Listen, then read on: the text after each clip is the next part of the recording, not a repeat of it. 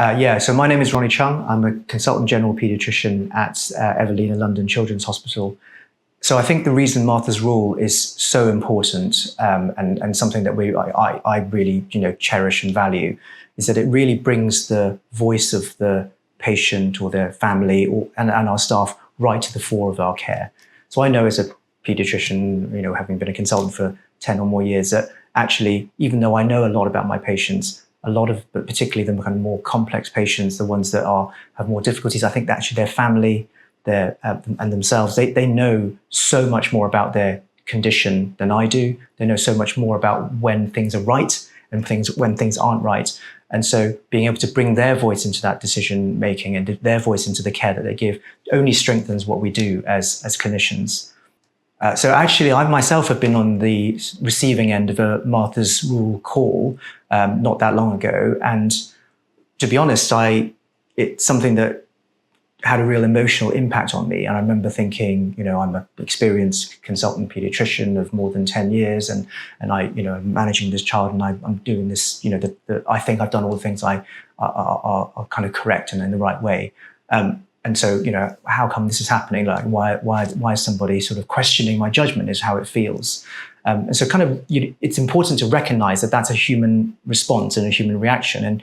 And it took me a little bit of time to be able to kind of take the fog of the emotion away and to start thinking about, well, actually, let's think through the steps of that. Let's think through why that's happened. And maybe there is something about this particular case, or there's something that the family know about this child that means that they're a little bit more concerned, or they feel that they want to be able to share that information with me in a way that perhaps I hadn't kind of appreciated. Ultimately, Martha's Rule is about a kind of change in culture. It's about a change in how we allow patients and family members and staff to be able to raise concerns and to escalate their concerns without there being an artificial barrier.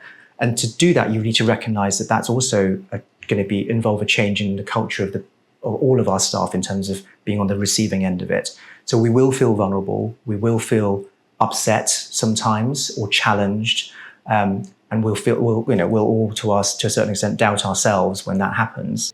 I just want to say to kind of colleagues that it's okay to feel uncomfortable when that happens. It's you are going to have an emotional response to it, because after all, it's about changing not just the processes of how we get patients and families to be able to escalate concerns, but the culture in which we receive that, and critically giving everyone involved in the care of that patient a voice and able to escalate their concerns, whether that's families, patients, and the staff.